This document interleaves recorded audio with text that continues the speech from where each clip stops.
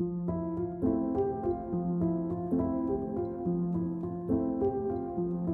whakarite, he whakarā kei ngā pounamu te mahi. Tau mai rā koutou e! Hei tā koha atu ki ngā kaiaka o Aotearoa. Auntie Rānui Ngārimu and Uncle Fane Robinson came up with the design and put the name to the design, which is Ngā Rau Mahara. And the process, so we took care of the whole process from breaking down the big block of stone into slices. And then Tūtoko and I just went on to the grinders and ground off all of the excess stone, shaped them and carved them into nice pretty little pieces. Neke atu i te rimarau o ngā pounamu ka tōhaina ki ngā kaiaka i mua i tā rātou haerenga ki Parī mō te tauma heke o te ao. Ko Tahutahi te ingoa o te momo pounamu nei, waihoki he tino taonga ki te takiwa o Makaawhio. Tahutahi Pounamu comes from a really specific location that actually bears the name Tahutahi.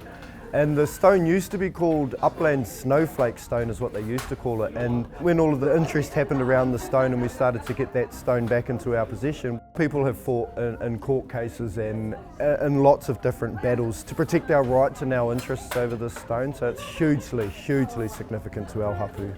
Ko tā e nei kai whakairo, he rereke tēnei pounamu ki ngā momo e mōhiote ana e te tokorua nei. The weird thing about it is it's a very strong stone, but it's brittle. You can drop it 1,000 times and nothing will happen, then you drop it that one extra time and it can completely shatter. So I've worked with it once before. This time working with it was completely different. And having the knowledge around me that I had within Fane, within Caleb, helped a lot with being able to learn how to carve the stone properly. Kua rua te koutou tēnei hononga e mau tonu ana, waihoki kua whanake haere te ahurea Māori i roto i te tima Aotearoa nei. Te timatanga o tēnei kaupapa, i te tau 2002, ka tūtaki mātou ko Dave Carey, ko koira te kai whakahaere o te kapu o Tauawa. I tāna ki, e kapu he e tehi o ngā mea o ngā tikanga o te ao Māori ki roto i ngā kapa ngā taumā heke. I Tauawa, kare rātou e tino mōhio ana ki tō tātou ni ahure me pēhea kia tāpiri hai, kia whanake ai te ahure o te kapo o te whare o pautangata.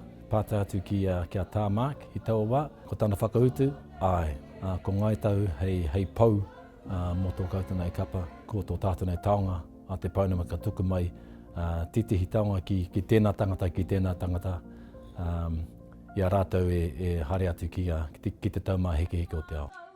Ka peka atu ngā kaiaka me a rātou pounamu ki Parī hei tērā marama. Shakayla Andrews-Alapaki, Tahu News.